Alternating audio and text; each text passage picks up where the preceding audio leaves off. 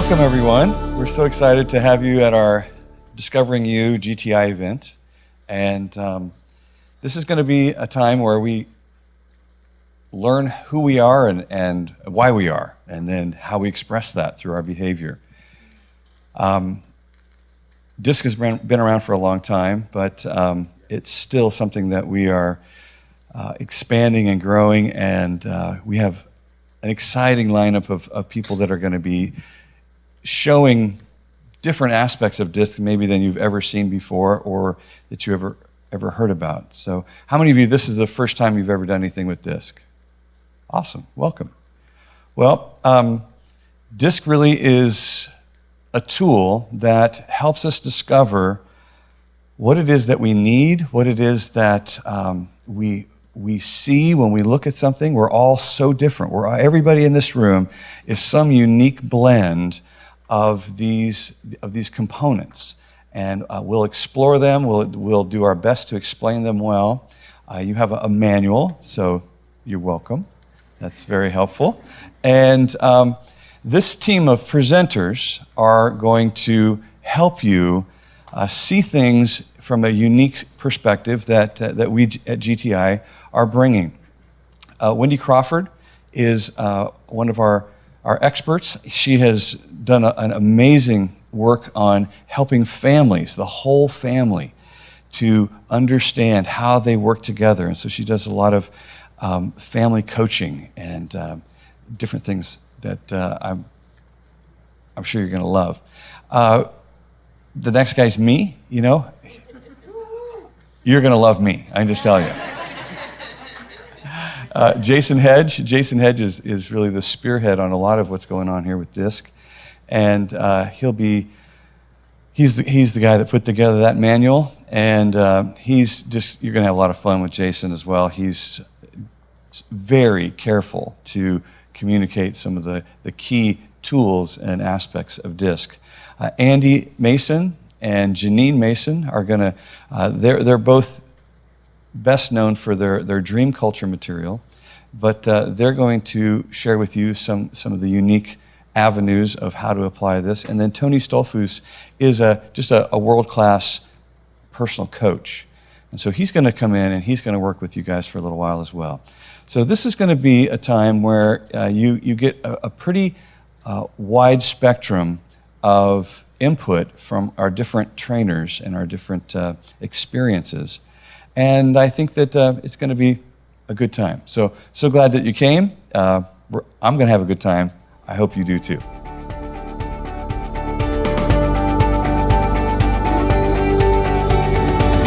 I am so happy to be here with you today. Having this chance to be able to walk through these dynamics of DISC, to be able to see exactly how to apply them. And I hope that you're comfortable now, because I'm not going to have you sitting very long. Throughout this entire workshop, we're going to have you up, moving around, talking to different people, going over to the tables, and then coming back and dialoguing about it. I want this to be an experience for you, because what DISC is, it measures behaviors. So we have to have behaviors that we can see so that we can actually talk about it and have that discovery going on. And so in this first exercise, I'm going to have you break up into different tables, and I'm going to only go through these instructions one time. So I want you to listen carefully. Are you ready? Yes. All right.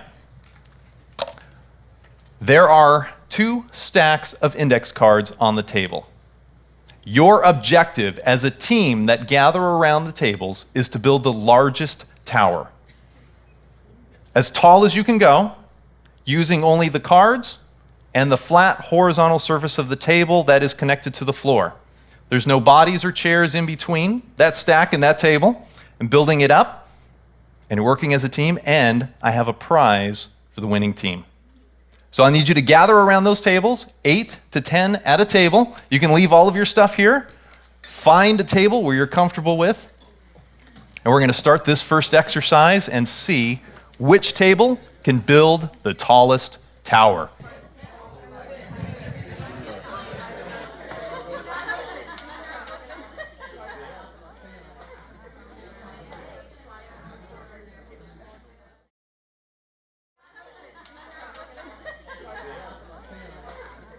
Can be in between the cards and the table. So it has to be the cards. So I assume we can open this pack, since this pack doesn't say do not open. So there's two stacks of cards on the table, and to use them to build. Oh, this is a towers. trick. This is So a I'm trick. wondering. Yeah, it's a trick. Yeah, I'm wondering. Yeah. I think it's a trick, don't you? See, Well, she's me. We have to clarify the rules. I should have taped his instructions on the iPhone. He taped the instructions on the Because there's iPhone. always loopholes in the instructions, things we can do. So does anybody see a solution? Does anybody see a structure? I see a triangle. And triangle building up. But I'm wondering if there's any loopholes in the instruction. My highest card house is about that high, so.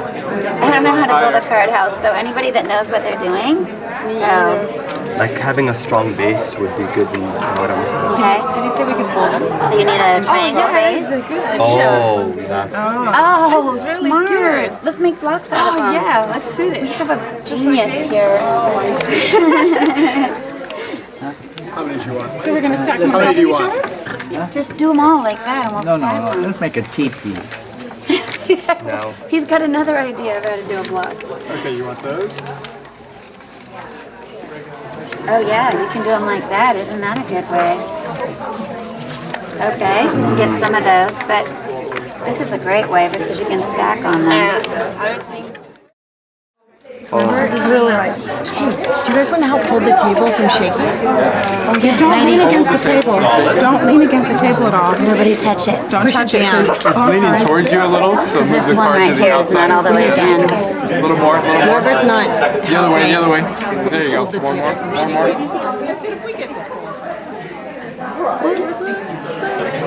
how are they doing?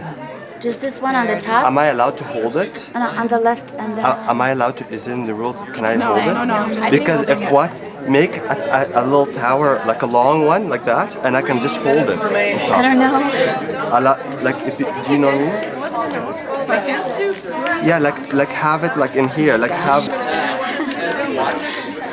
Is there any rules of me not being able to hold it? I didn't hear him say. Yeah, so that, see, there's always loopholes in the instructions. I'm gonna be putting it at the very last minute when Okay. I'm assessing it. That's fine. Are you going to be able to get down from the table without it toppling? Am I supposed to? There's no it's not in the rule. rules. There's no rule that he can't stand there. It was a good try. He blew it. I didn't touch it. It was the air. I felt the vibrations. See, that laugh will knock down any tower. Okay, guys, you want to do like this? It's You called guys pressure. want to Tell him to double? give us his. Should we double the base, put 2 layers? Yeah. And then single? Even. Yeah. Yeah. Good job. Don't let it fall!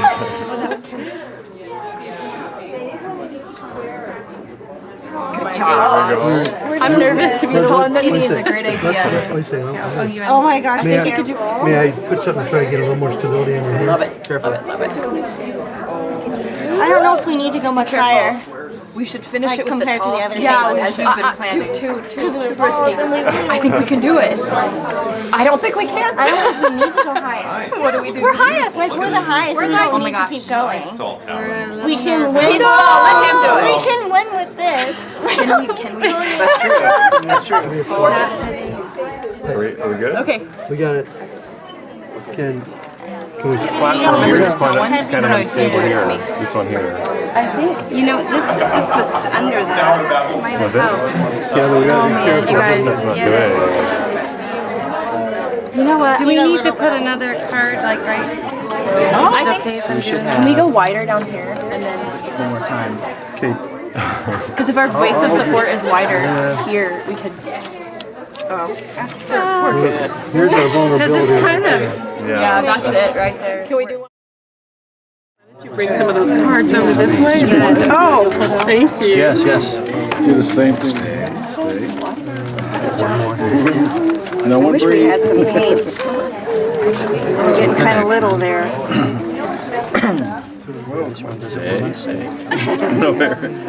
Maybe it has to be a smaller. Go a little bit. Go wider, A maybe. bit wider. Who has the steadiest hands? I think probably smaller. I think that would. Smaller? Yeah, the top. There you go.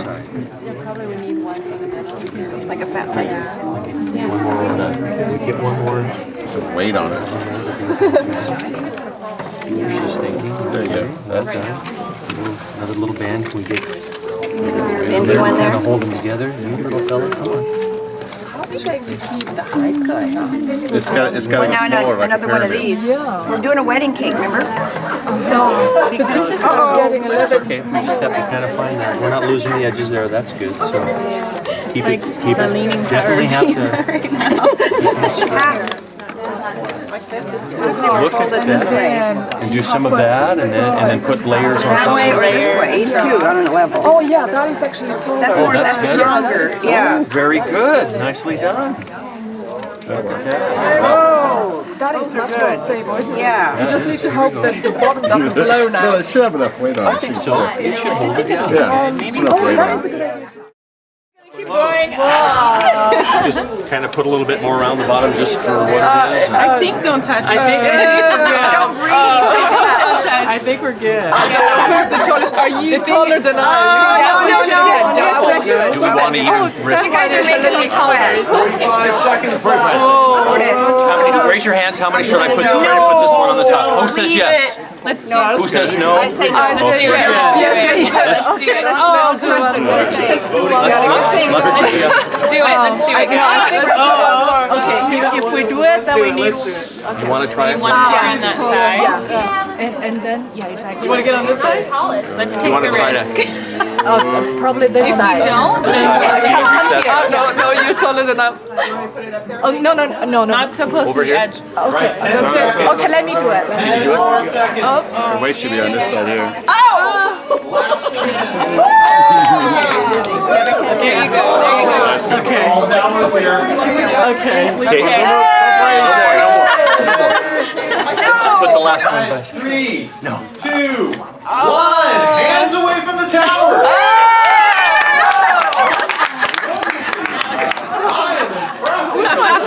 All right, let's have you come back to your seats. All right, in your essential disc training workbook, moving to page 6. Page 6, and what I want you to do is I want you to write down the observations of what you saw the people around your table. What did you see? What did you hear? What was going on? What were the behaviors at your table? And you can write your own down and those that you saw around as to what they were doing or not doing. The helping, not helping. All of those behaviors, write them down. I'm going to ask you about those. And then if we could have the GTI team ascertain which one of these, the far back one over here? Wow. So we'll celebrate them in just a moment.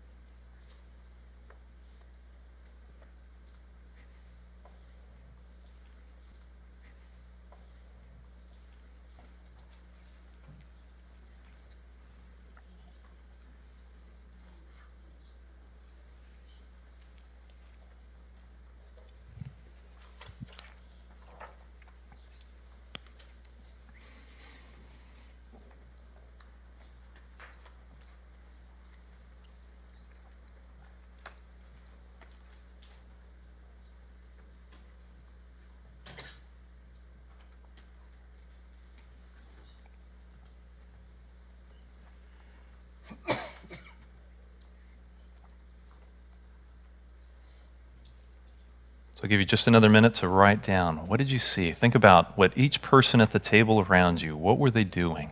What were they saying? How were they saying it?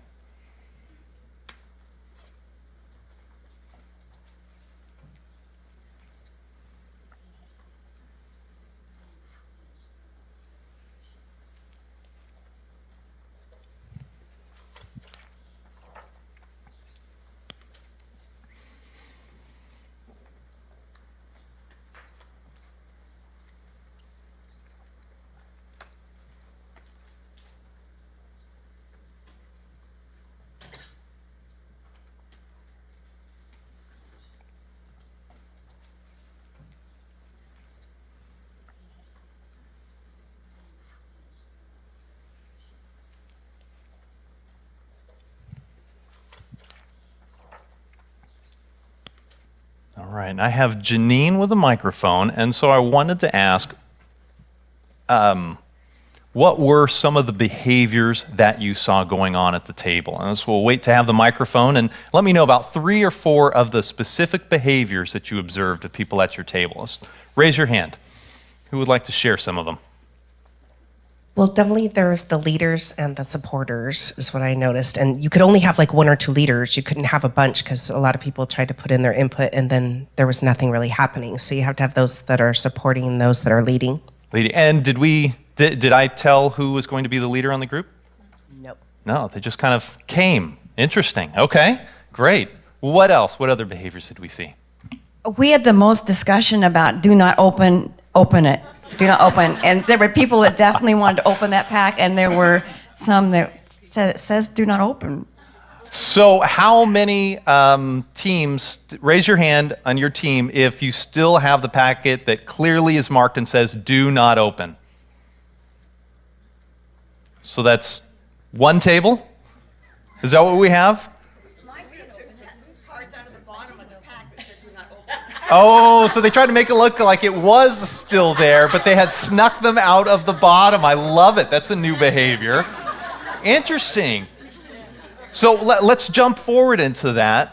If I could have you raise your hands if you opened up that packet that was clearly marked, do not open.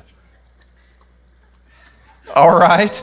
And who physically, I'd love to hear from the people that physically tore off the wrapping paper and how you came about to that decision. Raise your hand. Janine, if you could bring a mic over. I want to hear. If you could stand up and share what happened in that process.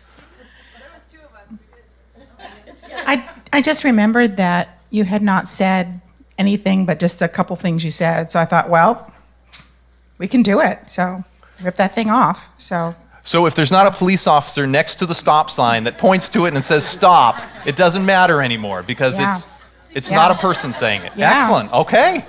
That's good. I will watch out for stop signs there. Okay. Excellent. Okay. Right here. So you took off the wrapping. Yes. And what happened? How did that come about? Well, you said use the 2 stacks of index tables on the table, and I wrote that down in my notes, so I used them. And she supported my decision, so it was a group supported decision, and we went for it. Aha, okay. So I talked about 2 stacks of index cards that were on the table. Yes. And the one that's clearly was marked do not open. We thought it was a test. A test. And so did you pass or fail? We don't know. How, was there any discussion about to open it or? Yeah, we discussed it for about 3 seconds, and then the group kind of was positive leaning as we should open it, and so it was just a decision. The group in unison said, we will risk being wrong and we will open it. I think it was like 4 out of 6. 4 out of the 6. Okay, so a majority went through that action. All right, let's hear from one more that opened it up. Hi. Hi. So I saw the packet and it said do not open, but I picked it up and then I was like, should I open this? And they were just kind of looking at me and someone's like, don't open it until he says to go. And I was like, I just wanted to open it. From the beginning, even I'm going to before make we an started. executive decision and I'm going to open this thing. So I just opened it. That is awesome. Okay. I have had people before that have had discussions, people that have opened it while people said no, in groups that said yes. I've had other people that have taken it and put it in their pocket to help make sure that their team was not disqualified for obviously violating a clearly marked card stack. But then again, since most of you opened it, it either wasn't clearly marked or you're overthinking the process. But the interesting part in this is what happens in these behaviors, where there were some of you that were obviously ready to go, whatever it took to get the number of cards to build the tallest tower. And there are others where the behavior set is naturally inclined that if there's some rules, we're going to follow those rules because they're there for a reason. And so how groups interact, how individuals encounter problems, face them, and move forward from them is what we're going to be talking about. It's all of those behaviors mixed in. And so when I get to create an activity that has the anxiety level raised because there's a prize, because there's a time limit, because there's a contest, most of you aren't thinking as much about, okay, what is Jason going to want to see during this exercise? It happens that the natural you comes out and you just do what you're normally going to do in those situations. So this had the tallest tower over here. I'm going to overlook the disqualification for opening up the packet that was there. And because they work together as a team so well, I've got a certificate for 1 pound of chocolate for them to be able to work together and enjoy together as a team. So I will have this ready for them up here to be able to grab at the break to be able to move forward. So let's congratulate the team that won. And then congratulations to all of you working together so well. I was really impressed on this. So we are going to move into a break now and give you a chance just to stretch your feet. And then we're going to come back and we've got Danny Silk who's going to help share a little more in depth about what does the DISC stand for and what does it mean to you and the characteristics of each one of the types. All right, welcome back. I'm Danny Silk, and I'll be leading you through some of the introduction to DISC.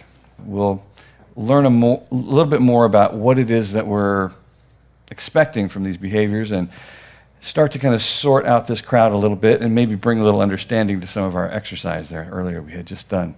On pages 24 through 31 in your workbook, there'll be some handy little workbook things that you can figure out. You just there's information on the left, and then there's an area to write on the right. One of the interesting things that we're going to be doing is identifying how all these pieces work together. Much like Paul wrote to the Corinthians, where he says, he's talking about the body in chapter 12, where the body is comprised of these different parts, and all these parts are very different. Some parts have seemingly nothing to do with the other. They function so completely different. I mean, the foot completely has no function at all like the lungs, and yet they are seriously dependent on one another. There's a function where they move back and forth in, if you didn't have any feet, how would the lungs ever, move around? They wouldn't. And if there were no lungs, then there'd be no foot. So you see how this works. They have zero that they agree about, zero that they share in experience, and yet they come together to formulate body parts. Well, that is what you're going to discover and how people are designed. There's such a complete different worldview, experience, response than anybody else. As we go through the DISC, we're going to just slow this down, and we're going to go through each of these letters. The D is the dominance. This is a behavior that is, well, it's dominant. The influence is very, very much self-explanatory. The steadiness is, again, very clear, and the conscientious. We're going to unpack these. Let's start with the dominance, or the Ds. We'll refer to them as the Ds.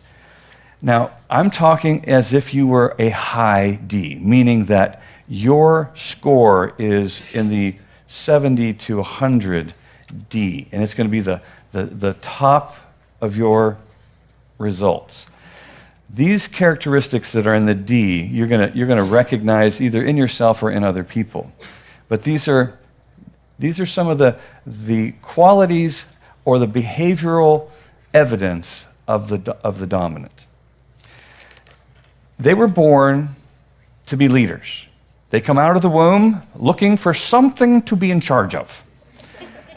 They're standing on the table when they come out, looking around. Who's in charge here? Doctor, are you in charge? I'll be watching you. I'll be watching you. See, when a D enters the room, they're looking around. They're looking around for who's in charge. Who's in charge here? Okay, all right. Now, if you actually are going to live there, then the D's thinking to themselves, I wonder how long it'll be before I replace that person. See, the D was created to move towards the front of their environment, to increase in authority, to increase in the ability to shape the environment, to make sure that what's happening is what they want happening. The D is going to find out what the standards are or what they have been. They're going to find out who has climbed the highest on this mountain. All right, you might want to call them because I'm about to climb higher. The D is wired to achieve and to move to significance, meaning that they want to leave their mark on the generation, on the group, in the corporation, wherever the team, wherever they are going to be working to make sure that their name is known while they're there and after they're gone. The greatest leaders in history, most of them have a very high D component. People that you read about likely had a high D component, especially if they were generals or business leaders or politicians, people that had to scrap it out to make that mark. If you have two Ds on the same team, you're going to have to make sure that you mark the territory that each of them have. Ds need clear boundaries. If they don't have a clear boundary, the D just keeps going. They just keep pushing. They just keep going with their authority and their control. You just keep going. This is how Texas happened. This is how Texans happened. There were just D's there that just kept on going until they ran into Oklahoma or the ocean. The ocean finally stopped them. They're like, okay, we got to stop here. If you have a D on your team, you have to make sure that they know where their authority stops, because they naturally behave with authority. They naturally expect to be able to arrange things. So if there's not a clear line between the two Ds on your team, they will end up in a war. So pay attention to marking out territory for your Ds. Ds play to win. Why are we playing this game? Playing this game so that we win. If nobody cares who wins, then I ain't playing. What do you mean you don't want to win? Then you're not on my team. Get off my team. If you don't want to win, you're not on my team. The Ds understand that life is about, well, there's two categories. There's winners and there's everybody else. Ds want to win. So sometimes Ds turn conversations into a game. They turn conflict into a game. And so if you find yourself arguing with a D, please understand that they quite likely think this is a game. And they're here to win. Winning's a big deal. We'll talk about what the big deal is to each one of these, because you're going to have to pay attention to that. Ds are the justice seekers. Few things make them as crazy as injustice, or things that are not fair, or people who are being oppressed, or people who aren't being treated fairly, especially if it's them. But you will find a D in the front of social justice. You'll see a D as a crusader of reforming an environment to bring about rightness. And so these are some of the qualities of our Ds, that they are natural leaders. You don't even have to try. You wake up in the morning thinking about being in charge of stuff. You're comfortable being in charge of things. The reason that you get out of bed in the morning, you are clear about that. You have a significance that is driving you. Your life has meaning and purpose. So, if you're a D, Thank you for changing the world. The influencers, the I, the high I. Again, I'm talking about not if you have some I, of course you have some I. I'm talking about you have high levels of I in you. If that's you, then you are the give me that microphone people. You're the people who want to communicate your message. You're the ones who are you are ready to go. You are going to share what's inside of you with other people.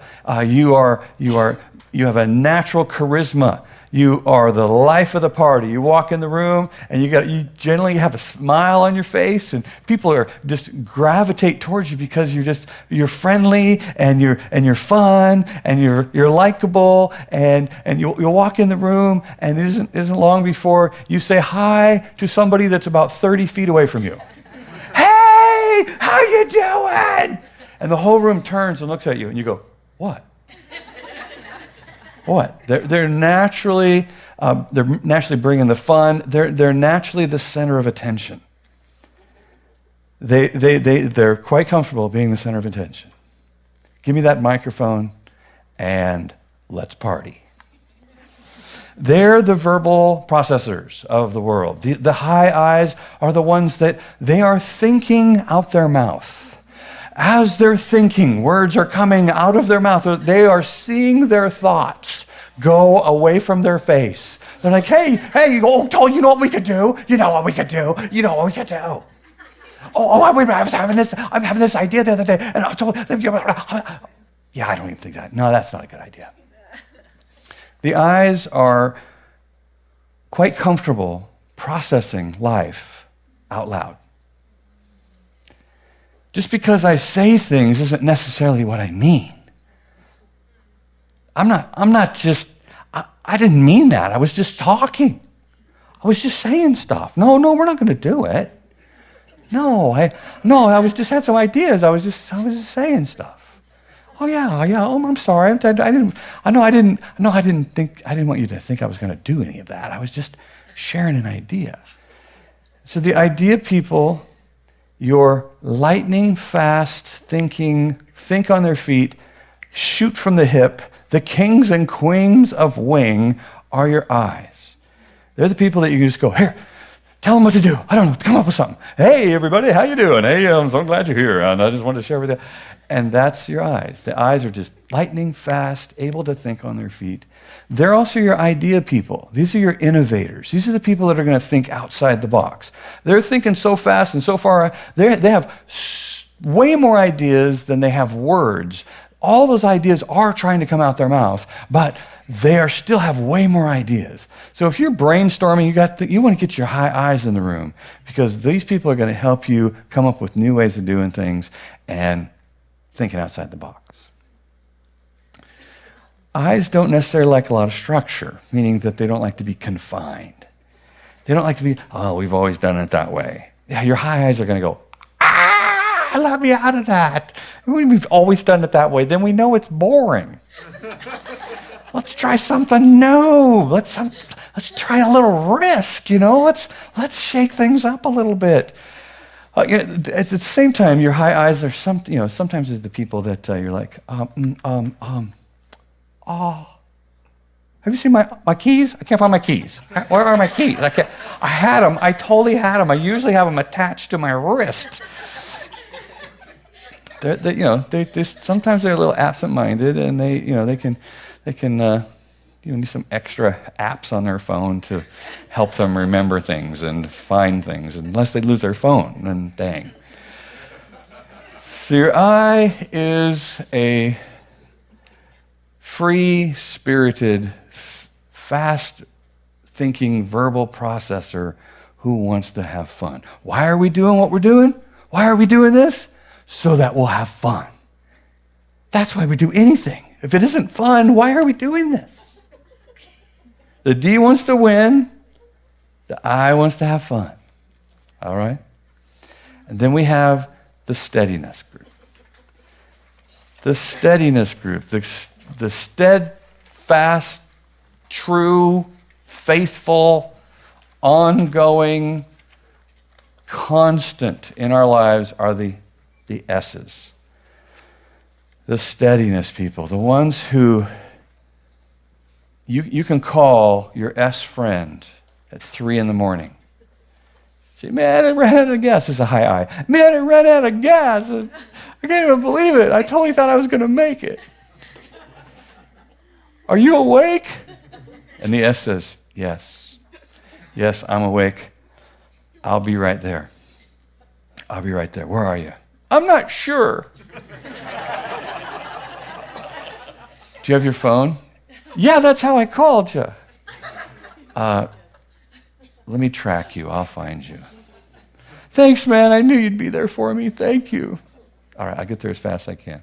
And then the S shows up and apologizes for taking so long.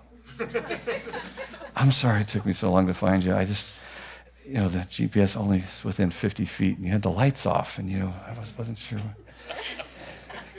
Oh yeah, I was sleeping.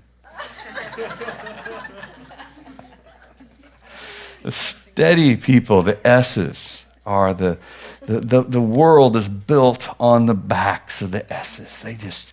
They're going to be there in season and out. These are constants in your life, the S's. They are not big on conflict. Don't like a lot of tension in relationships, and so commonly they're going to end up avoiding a lot of conflict. They're going to end up avoiding a lot of disagreements, even to their fault. And this is going to be a struggle for a lot of S's, is this whole idea of conflict and I don't want anybody to be upset with me. I don't want anybody to disconnect with me. I can't really handle very much relational drama when it's pointed at me. I can get involved with it and I can walk with people in it, but when you're upset with me, I don't like it. I really need a lot of harmony. I need a lot of peace. I need a lot of, let's just get along. Can we just get along? See, if you find yourself in a conflict with an S, it's because you're a jerk. S's are the easiest people in the world to get along with. They just roll with it. They just roll with it. They're not going to fight you on much of anything. They're just going to adapt pretty quickly and usually just kind of go along with it. And they're not overly drained by that. Where a D would die if they had to do that. D would rather fight to the death than give up and just move along. S's are designed pretty much to adapt to their environment. They're going to find themselves going, oh, that's okay. No, not a problem at all. No, if you'd like to, whatever you want. I'm fine with either way. These are your S's. The S's are the glue. They're the ones that hold the social fabric together.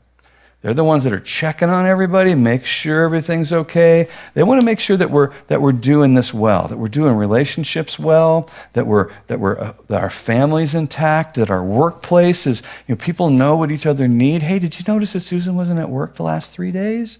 We should get her a card. We should get her a card. I'll get her a card. I'll go get it. I'll get it. Get everybody to sign it. I'll mail it, and then I'll cook her something, and I'll say it's from all of us. And Susan comes back and goes, thank you guys for loving me like that. That was awesome.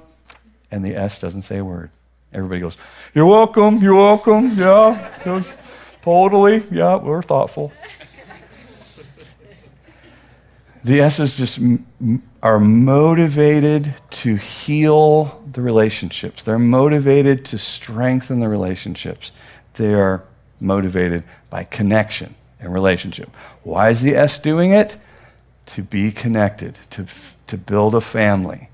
That's why the S is doing what we're doing, is to make sure we're taking care of the people. And now we have the C's, or the conscientious folks. The conscientious folks are, well, let's just say they are glad that Google was founded. The C's are the people who want information. You cannot give too much information to your high C's. Your high C's want to know. They want to know, and then they want to know where you got that information, because they're going to check. They're going to see if that information is right. Because C's, for the most part, have a deep, innate need to be right. Why are we doing anything? Because it's the right thing to do. And so part of being right is gathering information. You cannot get enough information. Then with that information, you search for the details, because the truth is in the details. We're sorting, and then we're going to analyze what we've sorted. So, I have a friend, a high C friend, who has every owner's manual he's ever got from any product he's ever bought in a filing cabinet in his garage. And each and every owner's manual is highlighted in case anyone wants to review the key points of this owner's manual. That is a high C. This is a person who is gathering as much information as they possibly can as just a way of life. These people believe that heaven is a library. A search engine. It's just a great search engine. We won't even have to type. We'll just be able to wonder. Just be able to wonder, and I'll get 900 responses on, I wonder, and the answers come. The C's are on a quest to fortify their life's decisions with right decisions, being right. The C's are internal processors. The I's are external. So the C's are watching the I's, and they're thinking, oh my gosh, stop talking. Stop it. You know you're not going to do any of that. That's not even what you think. Stop talking. I can't even believe that you're doing this. Because the C's, you ask an I, what do you think? And they're like, oh, well, let me see what I think. I'm not even sure what I think. You ask a C, what do you think? They go, I'll get back to you by Tuesday. Because then they have to go research it. They have to go figure out what they think, because there's so many possibilities here. And so they go inside their internal workshop, and they are in there just measuring stuff and trying to figure out. But when a C comes out with an opinion, you better believe it. You better believe it, because they have researched this. And when a C is going, that's not exactly right, it actually goes like this, you might as well just adjust. If you find yourself in an argument with a C, you're wrong. just settle it. You are wrong.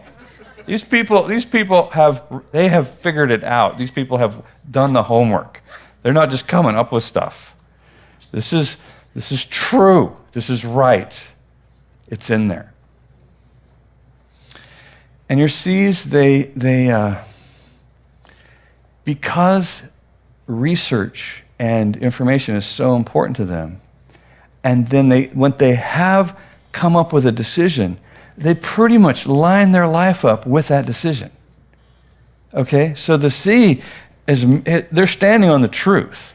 They're standing on solid ground. And now you want them to change. They're like, why? I've found solid ground. Why would we don't even know what that is. And the high I's over there going, yeah, wouldn't it be fun? They're hopscotching out there, and the C is like, no, it wouldn't be fun. And then the high I goes, ah.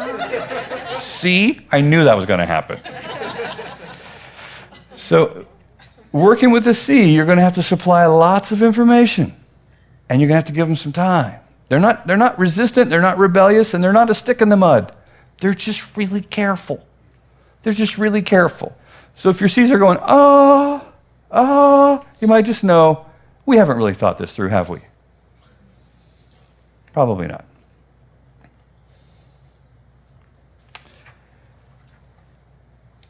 These are the styles, and they are very different from each other. And yet, for whatever reason, God has decided to put them all in one basket. Shake them up real hard and let them live together. And that's what we're experiencing as people in society, people in families, people in marriages, people in corporate work environments, we're running into what's different about you. And this is what stirs up our anxiety. As soon as I run into another person that doesn't remind me of me, I'm not so sure about them. My anxiety starts to climb because I don't understand. I don't understand why that's valuable to you. I don't understand why you're acting that way.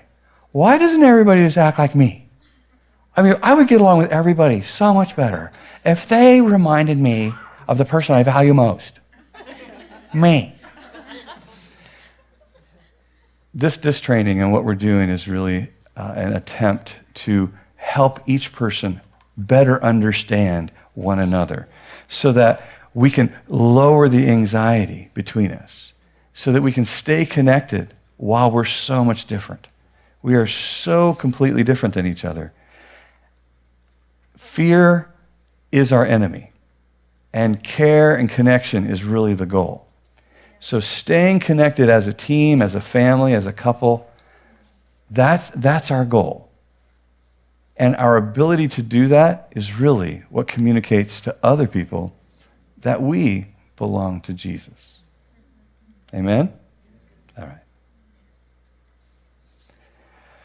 We're now going to go over some of the things that motivate these groups, that these people classically either struggle with or they express when they feel powerless. It's called drivers and emotions. This is on page 34 and 35 in your manual. As we look at each of these behavior styles, I want you to understand that each one is motivated by something very different than the other. I inferred it earlier, that the D's are motivated by purpose, by significance, that we are doing what we're doing. I am pointing my life at meaning. I'm pointing my life at purpose. What I'm not willing to do is be frivolous with my life. So when the S calls the D and says, hey man, we're having a potluck tonight and we're getting together, and the D will say, why? Well, we're just going to hang out and we're just going to connect and we're going to be together. The D says, yeah, I got other things to do. And then the S says, well, we're going to have you teach. Okay, I'll be there. Because if we're going to do something significant and meaningful, then I'm in. But if we're just there to waste time, I got stuff to do. All right? The eyes are driven, attracted to, motivated by freedom. The more freedom I have in the environment, the less anxiety I have, and the more opportunity I have to be myself. And so the eyes are going to be very attracted to environments where they can happen, where I can put on display what's inside of me, the creativity, the innovations, my ability with relationships, my ability to inspire and to encourage. So eyes are going to be drawn to and really fueled by the freedom to happen. And the S's are motivated by connection. They're very relational. They're very motivated by a place of belonging, a place of being valued as a family member. They feel the safest. They feel like themselves when they're in a context of what they would describe as a family. That I really feel connected here. I really feel connected to that person. And so they will adjust themselves to create an environment of safe relationships where they feel invested and they feel successful in being connected. And the C's are looking for security. They're looking for financial security. They're looking for professional security. They're looking for the security that being right brings. And so over and over, they're going to be motivated by the most secure relationship, the most secure position, the most secure financial state. They're going to be very conservative when it comes to risk because they are so grounded in security, feeling secure. All right? Now, here are things that mess with these behavior styles. And there's an undermining in their lives where they believe certain things that just aren't necessarily true, but they seem to keep repeating that loop behaviorally. There's an expression of this behavior that keeps happening because of what they believe to be true. One of the things that a D is going to struggle with primarily is this base of insecurity. And the insecurity is in not being valued, not being respected. I'm afraid that people really won't value who I am. And when that is driving them, they begin to clamor for respect and acceptance. Validation, really. They are clamoring for respect and validation. And so that's why they want to be in the front in charge, because they can protect that piece that says, I'm important, I'm valuable, and these people respect me. You want to have a big problem with a D? Send a disrespect message to them. Be disrespectful to a D, and you will find yourself in a quarrel. You will find yourself ostracized. They will begin to identify you as a threat and move you away from being powerful in their world. The Ds need to know that they are valuable without doing anything. These are points of healing that really only come directly from the Father. The message to the heart of the D is that you have blessed assurance of your value and of your place of meaning in a relationship. That God himself respects and values you. That it's not something that can be altered. It's not something that can be toyed with. It's not something that they earn or they lose. So until a D has healed and settled that in their life, they are easily disrupted by an internal insecurity over their value and their whether they're respected. The eyes have a natural charisma. They have a natural kind of like get people to like them, right? I mean, I'm just naturally likable. I don't know what it is, but people like me. I don't know why. I'm so easy. I just seem to be the one who gets invited back. You know, how is this happening? Well, it's happening because they do have a natural grace and they do have a natural charisma. They are fun people to be around, but sometimes if there's a wound in an eye, it's around feeling accepted. It's the fear of being rejected. I'm so afraid of being rejected that I use my charisma and my stuff to try to get people to accept me. And then I could find myself in a dilemma where I'm willing to do just about anything to get that acceptance. And so there are times when an I will sacrifice their own core values, and they will behave in a way that is, even for them, is immoral. It is against what they believe to be true. So an I has to pay attention to this issue of the fear of rejection on their life, or they begin to do whatever it takes to get accepted. Now, again, this is another healing point in their relationship with the Lord, that there is nothing they can ever do to lose their acceptance. They are completely, radically loved deeply and accepted. They can't perform one drop to get loved, and they can't fail to be unloved.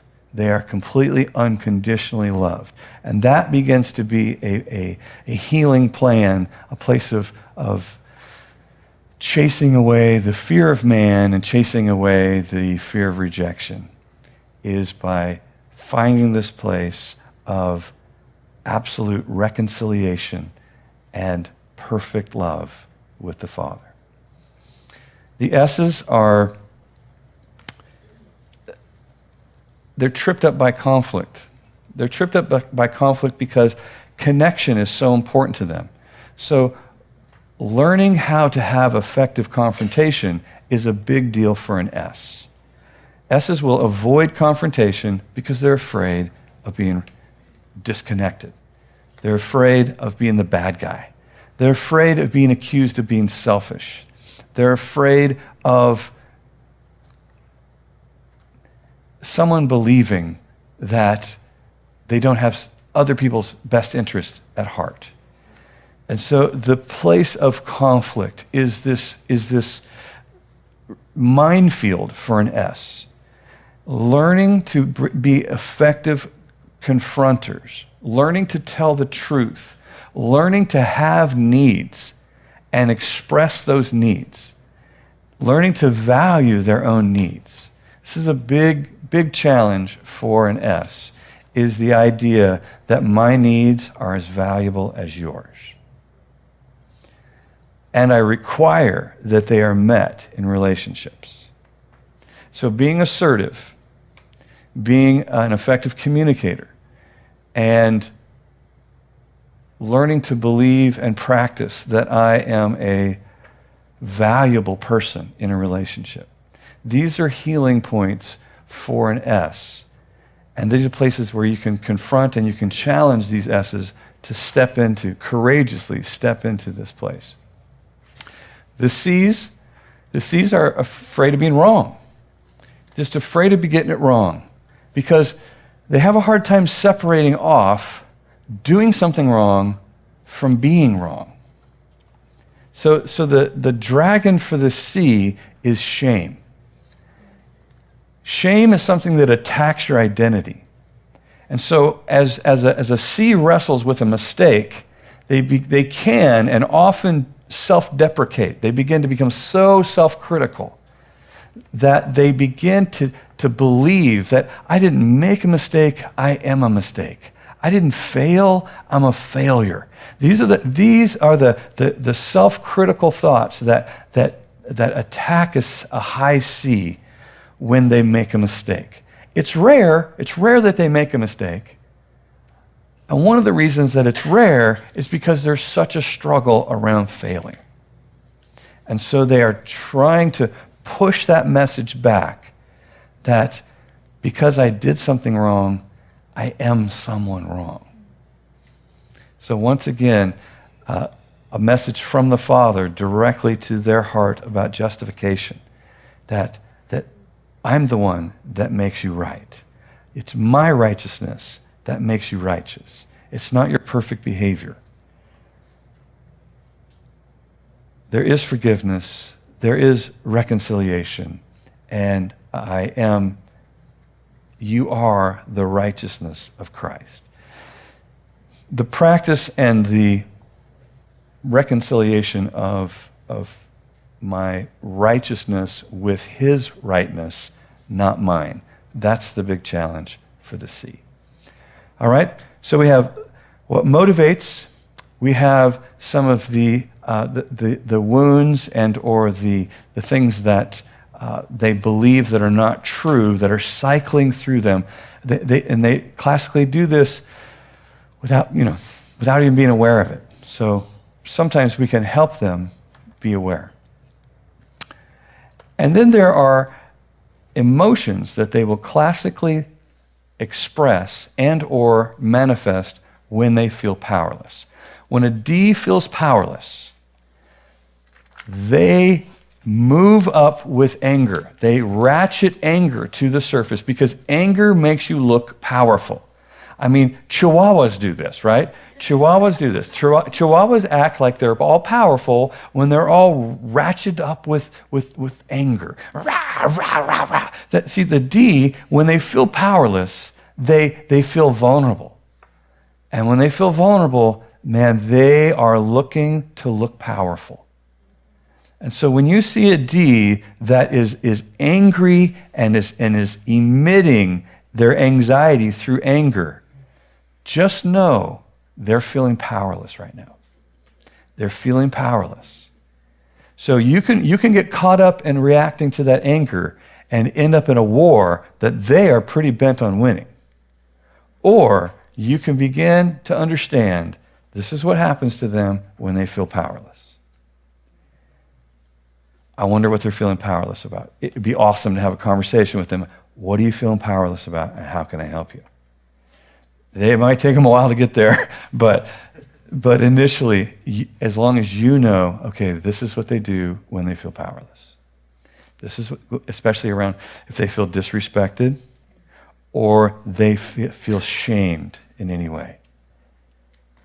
Embarrassed. If they feel embarrassed, disrespected, they're on edge. They feel powerless to change the forces that are creating this situation. Now, you bet you they're going to work right now to fix this. But in the meantime, that's what you're going to see on the front. So a lot of D's get tagged with being angry. It's like, no, it's not that they're angry. It's one of the behaviors that they express in their fear. The eyes are kind of curious in that when they feel powerless, they get super optimistic. Like the plane is plummeting to the earth, and they're like, I've never been at this angle before in a plane. This is amazing. Wow, this is why they do the seatbelt talk right here. I've never experienced why. I mean, they're going to find a way to spin whatever it feels out of control into something that's going to work out great. They are the hope bringers and the Pollyannas. So it's awesome to be optimistic, but it's not so great to not be paying attention that we are in a nosedive. So just understand when the eye is like, that's okay, it's going to work out, it's going to be fine. You can think to yourself, they're scared out of their brain. Because it's easy for eyes to trust. It's easy for them to believe in people. You have to, like eyes, believe in people until they prove themselves to be untrustworthy. D's don't trust anybody until you prove that you are trustworthy. So the eyes and the D's in a relationship together, the eyes going, oh, well, let's give them a chance. It's going to be fine. The D says, you give them a chance, I give them a chance. This optimism it's a great strength, but it is one of the behaviors that they express when they are feeling powerless. The S's, when an S feels powerless, it is as though they are playing poker for $9 million pot. All emotion drains out of their body. And they're like, and there's something big is going on with an S, and they're like, hey, I thought you were going through a divorce. Yeah, I am. Well, are you okay? Mm-hmm. Yeah, I'm fine.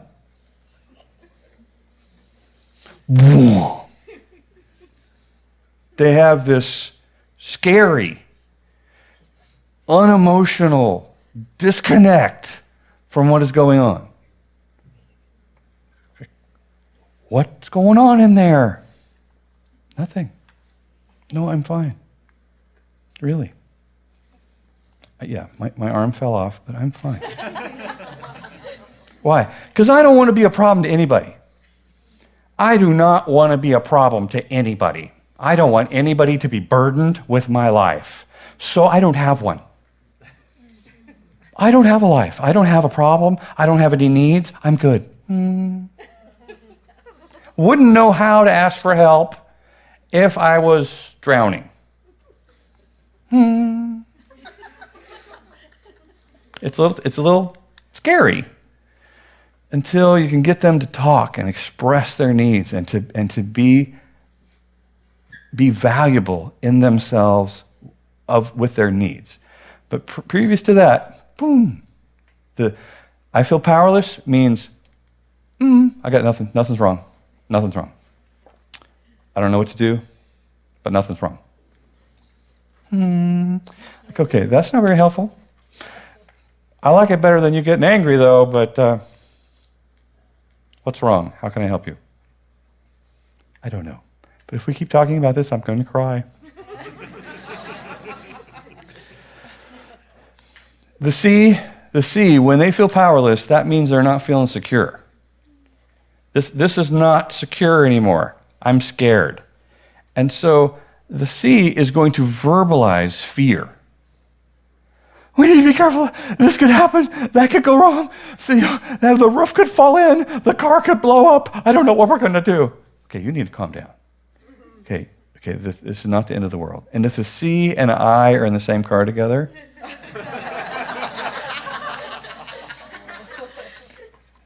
the C goes homicidal. You give me one more Pollyanna answer, and I am going to stab you in the throat with my calculator. That's right. When the C's have that, when their security is threatened, whether the economy's failing or a project isn't on schedule or on budget, or somebody's upset with them and they have no control over how that person's perceiving them, the anxiety and the verbiage is I'm afraid. I'm afraid. And so they have to, when you hear a C processing their fear, it sounds like the end of the world. It sounds like everything's coming apart.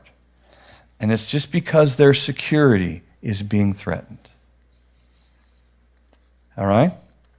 Now let's look at some of the differences in the way that the D's and the I's, actually the D's and the C's, excuse me, the focus of interest, meaning that what do these groups naturally lock onto in processing life?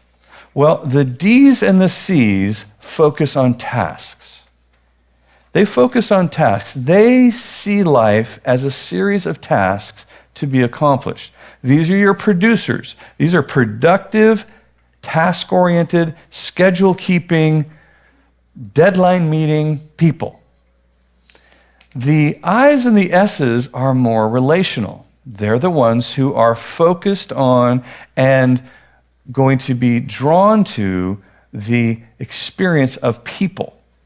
And so these are two different natural points of focus for them. They are going to turn their attention naturally. The I's and the S's are going to be turned into the people, and the D's and the C's are naturally going to be turned into the things. So you don't want to put the D's and C's in charge of the party. Because you come back later and you go, so, how was the party? They'll say, we had one. It was on the 17th. It was at 7 o'clock. There were 12 people there. Yeah, but was it any fun? Well, you didn't say anything about fun. We had a party. The I's and S's, you don't want to put them in charge of the budget. Woohoo, look at all this money. Woohoo, what are we going to do this? You know what would be fun? You know what would be fun? Totally, whatever you want to do. So you want to make sure that when you're assigning tasks or you're interested in the outcome of people's experience, that you make sure that you're lining up strength with strength here.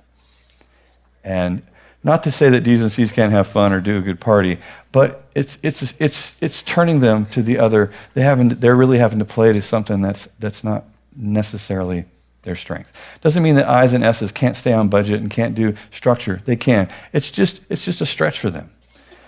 So when you imagine holding a rubber band, how much effort is that? None at all. What if you take a rubber band and you hold it apart with your fingers? Okay, that begins, there's resistance there, and it isn't, you can't do this as long as you can do this. So everybody's going to be able to function in the aspects that are required, but there are certain areas where it's a stretch. There's resistance, against what I do well in those scenarios. You just want to be able to pay attention. So when you're building a team or you're functioning as a team or you're on a team, that you're paying attention to, am I operating like this right now or am I operating like this right now? All right? D's and I's have a different pace than C's and S's. Okay? So the D's and the I's are vroom, and the C's and the S's are okay. All right? So the D's and the I's are the ready, fire, aim. They're like, well, if we're going to do something, let's do something. We can adjust later. So the D's and the I's are the ones that are like, let's get this thing moving. Let's do something. Even if it's wrong, let's do something. The D's and the I's are professional apologizers. Right? Oh, I'm sorry. Oh, I'm sorry. Ready? Fire! Aim! Oh, I'm sorry. Oh, I shouldn't have done that. Oh, wow. Boy, I learned a lot, though. I probably won't do that twice. Maybe. I'm so sorry. Oh, gosh, I know. We were just doing something. We were just getting things going. I'm sorry. I'm so sorry. I didn't even think of that. Totally didn't take that in consideration. I'm so sorry. I'm so sorry. The C's and the S's, they want to go slow. The C's want to make sure that we're doing the right thing. We want to make sure we get the right information, that we've run the right matrix, that we've run the right analytics, that we've got high percentage of being perfect. The S's are more concerned about, well, who's going to be affected by this? I mean, shouldn't we go a little slower? Shouldn't we find out if everybody's okay with this? Because we might hurt some people if we do this that fast. The C's and the S's hate to have to apologize. Hate it. Oh, I'm sorry. I'm sorry that happened to you. I'm sorry that D did that to you. That's fine. But I'm sorry I did that to you? No, I don't want to ever have to do that. I'd rather not do anything. So the C's and the S's are like, ready? Ready? Aim? Ready? And then the D walks over and says, give me that thing. Oh, I'm sorry. I'm sorry. So this is another factor in getting along as a group, is the rate of pace that we're moving.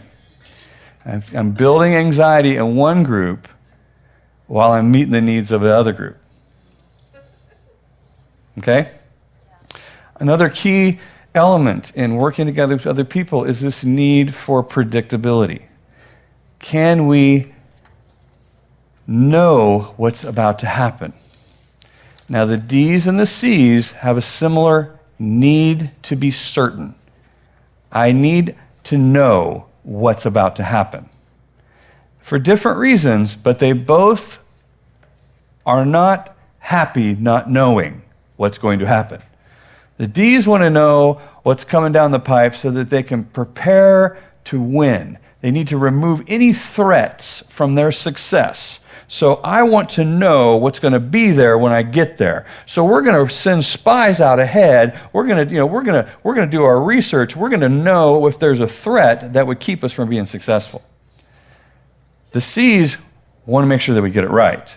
So I'm going to analyze this one more time before we move into action. Now, the S's and the I's are a little more enamored with uncertainty. The I is like, wouldn't it be fun if? Famous last words, right? Hey, watch this. The I's are all about the adventure, all about the unknown. I'm sure that the first astronauts have a lot of I in them. Like, wouldn't it be awesome if we strapped ourselves to a rocket and shot through the atmosphere into space? I wonder what that would be like. And the C's are like, well, let me tell you, let me figure that out. That's just exactly what it would be. And the I's are really happy that the C's are back there figuring it all out. But the I is like, wouldn't it be great if? The S's are more enthralled with just the mysterious, with the mystical, with the, I don't have to know. I'll adapt. I'm a master adapter. So I will follow some of these adventurous people, or I'll even just risk myself just going out into the untested, because I can adapt. I can adapt to most anything. So the S's and the I's don't need to know. The D's and the C's need to know.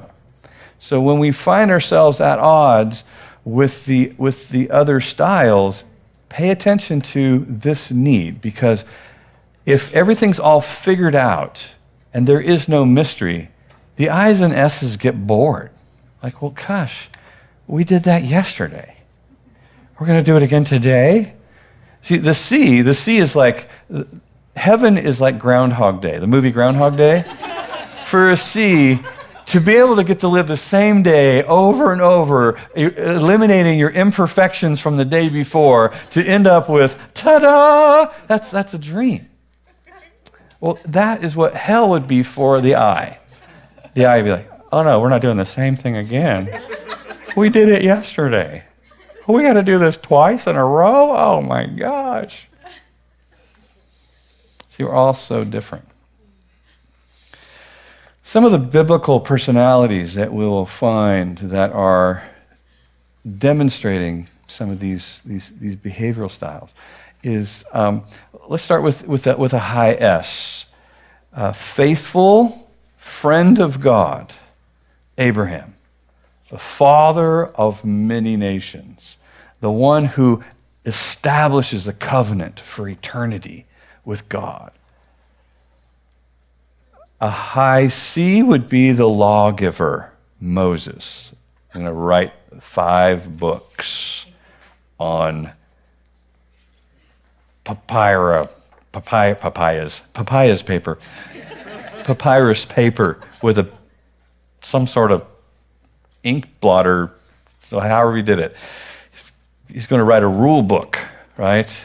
And he is going to stand as a character in a foundation in our faith. King David is a high I. Anyone dancing in their underwear down the street is a high I. All right. He's just trying to communicate. I was just caught up in a moment, but hey, I will become even more undignified than this. Elijah, the prophet, anyone who is absolutely thrilled to take on 800 of God's enemies and kill them all is a high D. Esther is a high ID, a beautiful queen candidate who has great favor, who is able to win the place with the king, and then is willing to risk it all and to storm in for a cause. Risk her life and stand before the king uninvited to plead her case.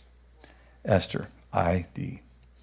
Ruth, faithful Ruth, says to Naomi, your people will be my people, and where you go, I shall go. And Naomi sends her to curl up at Boaz's feet, and she waits there until the next step in the plan.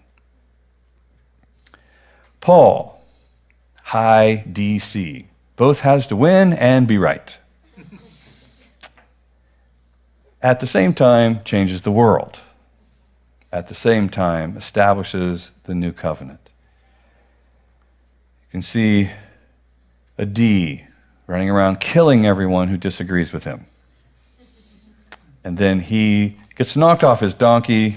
As he lays there flat on his back, you can see Jesus saying to him, big D, little d. Okay, gotcha. Okay, I understand how this works. And then he's the Pharisee of Pharisees. He's got his act together, lived a nearly sinless life. Let me write about it. Peter, the Apostle Peter, or the disciple Peter, either one. Anyone who is cutting off people's ears is a high ID. I'm sorry. I'm sorry, I shouldn't have done that. I'm sorry. Oh, yeah, let me apologize for that. I would never deny you, ever. You can just see Jesus going, yeah, Peter, you're going to be famous for your denial. Yeah, yeah, those words are going to come back and haunt you. Yeah, I shouldn't have said that. Oh, I'm sorry. Barnabas, the son of encouragement, the one who puts Mark back together after the DC Paul gets done using him up and spits him out and says, yeah, I got no use for this guy, get him out of here. Finds out that Barnabas has now mended his life and put him back together. Paul goes, hey, I heard that Mark might be useful. Why don't you send him to me again? Barnabas, son of encouragement, IS, relationship. It's going to be somebody who's pouring into people and seeing the best come out in them. When it comes to maturity, the goal is not to crawl into one of these sectors and become all that. That means that you are 75% useless. So really what we're after is that you and I can respond in the behavioral style that is necessary for the moment. So there is no excuse for your behavior, your negative anxiety-producing behaviors. There are no excuses. Well, I'm just that way. I'm a D. That's just how I am. Well, I'm an I, and that's just how I am. Well, I'm an S, and that's just how I am. And, well, I'm a C. No, there's no excuse for you to be limited to these behavioral patterns. As a matter of fact, maturity is that you can see the value of what is needed in each and every one of these temperaments, each and every one of these behaviors, each and every one of these responses, and that you begin to grow in that direction, especially when you become aware of, oh, this is a real struggle for me. Well, that's going to be an area you're going to have to pay attention to, because this would be the analogy of how we see the Lord himself responding as the Lion of the tribe of Judah, as the Spirit himself, as the Good Shepherd, and as the law. Jesus can function in all of these ways, and the same Spirit that's at work in him is at work in you. And so we have the capacity and the ability in the anointing to show up as needed. And the more mature that we are, the more strength we bring to whatever situation we find ourselves in. Now again, it may not be the best for you to stay in that spot. So it wouldn't be best for me to be an accountant, because that would not work out for any of us if that's where I spent most of my day.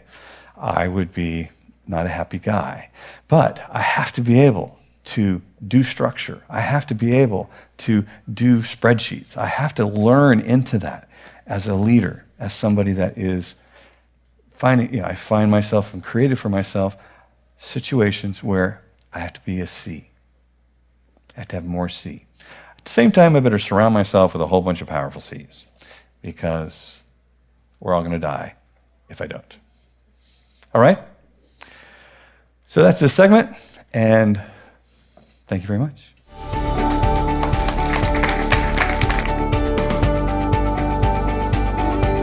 All right, if we have our assessment printouts in front of us from TTI, I want to walk you quickly through, because many of us have this tendency to look at some of the highlights, go through, oh, Danny, I remember he talked about this, and Jason talked about this. Okay, so you're done with this and all the information that's in here. But we've specifically chosen to go through this assessment and use this because of the value and the way that the printout comes to you, not just in finding out your primary disc type, but in how that interrelates with your second, third, and fourth one, and how it all goes together. So I want to walk you through, let you know that some of the page numbers on yours are a little bit different, but the majority of them will be able to follow along. And the first part going through in page 2 is called the general characteristics.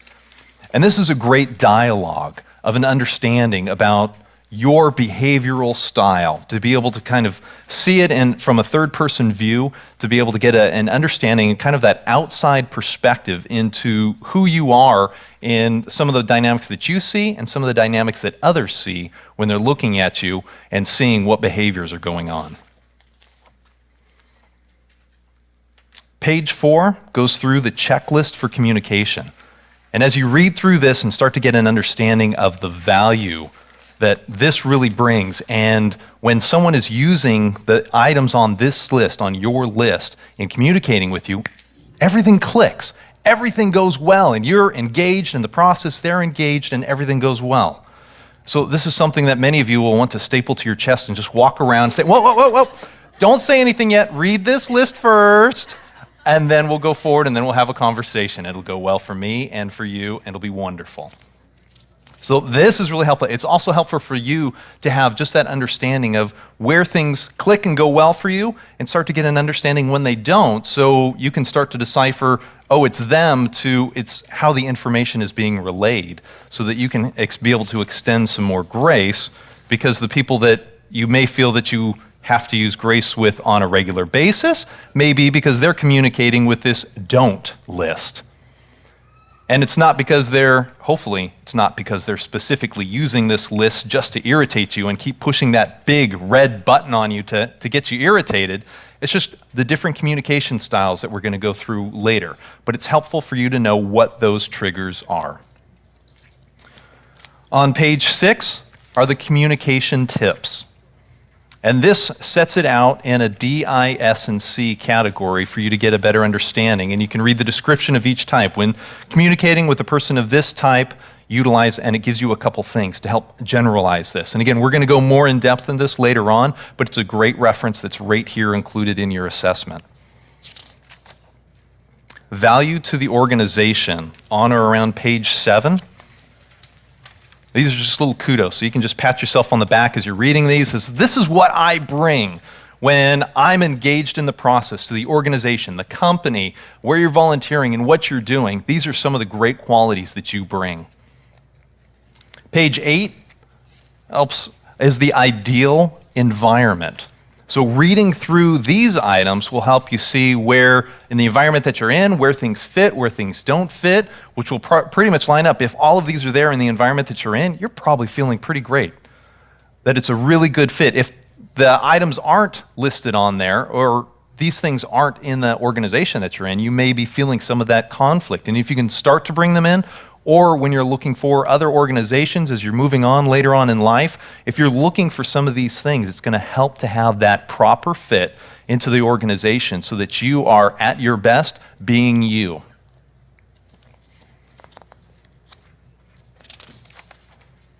All right, now this was fun. Page 9. If you grip your seats if you want to on this one. The first part's fantastic. The self-perception, usually seeing yourself as, pretty much awesome all the time. So that's the first part.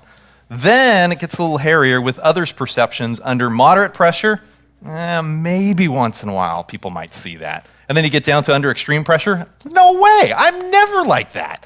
Not ever. It couldn't be me. But if you take the time and start to ask some people, you'll see them nodding their heads. Oh yeah, I get to see that rear up.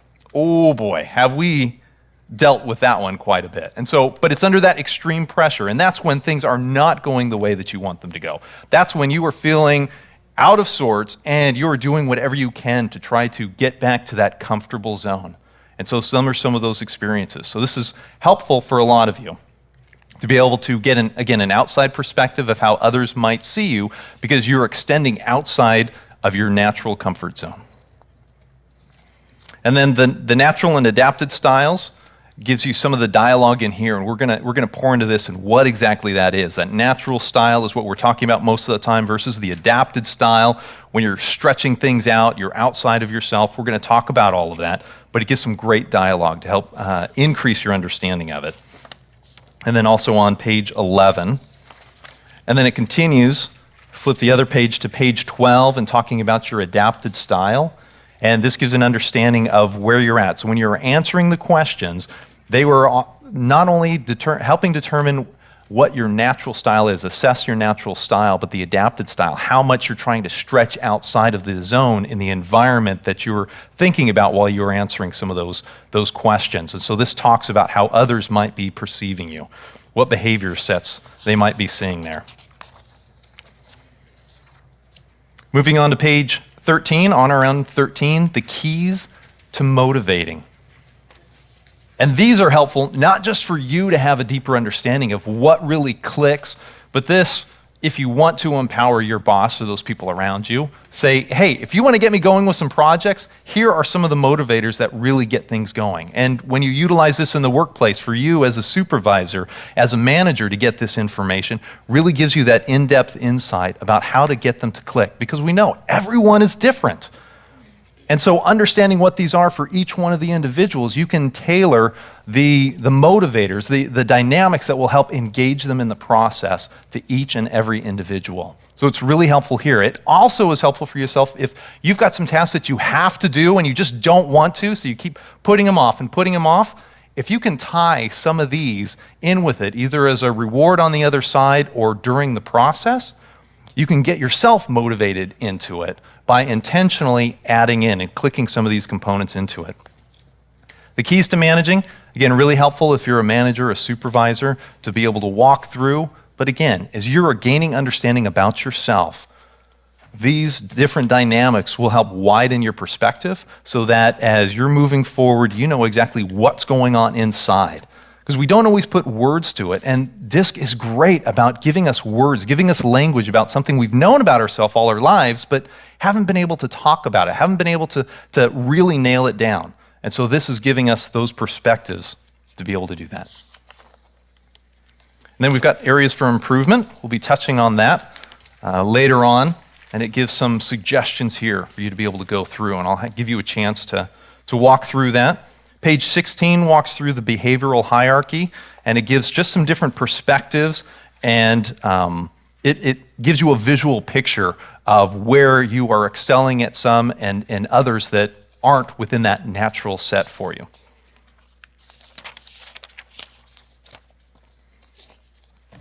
And then we're moving to the last pages, on or around page 18, and this is the Success Insights Wheel or the Team Wheel. And we're going to be spending some time on this later, and it gives a visual picture of where you are in a circular dynamic instead of the bar graphs. And this one is great working with the team because you can plot a lot of people on here to be able to see where everyone's at to get a moment picture of where your team is at, or your leadership team, or the people that you work with. So we're going to spend some fun time in that. And then the very last page will be the graph that'll let you know a couple things.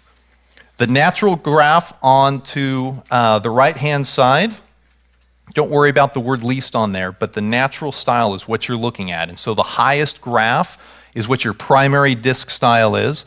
The second one would be your second one on down. And as we're going through and we're splitting up into tables and doing some of the exercises, if you happen to be one of those that has two of them that are exactly the same number, I'm just going to let you choose which one that you want to go for with. So if it happens to be D and I are both at 68, you can pick either one. It doesn't happen all the time, but every once in a while it does. And then on to the other side is the adapted style. And again, we're going to talk about what that is, but it gives a visual picture. And what you're kind of looking for are the differences between the natural and the adapted to get an idea as to what the assessment measured as to how much you're stretching outside of your natural style. So we're going to be breaking for lunch in a little bit. I want you to spend some time looking through this. We're going to take different parts through some of the exercises that we're going to go with later on to be able to walk through all of that. But I wanted you to know exactly the value of each one of these components so that as you maybe have that tendency to just kind of quickly go through it, that you spend some time in it. There's a lot of value in here. It retails for a lot more than we get to wholesale it for because of the value, the time spent, all of the research to be able to put it in to customize this directly for you. All right?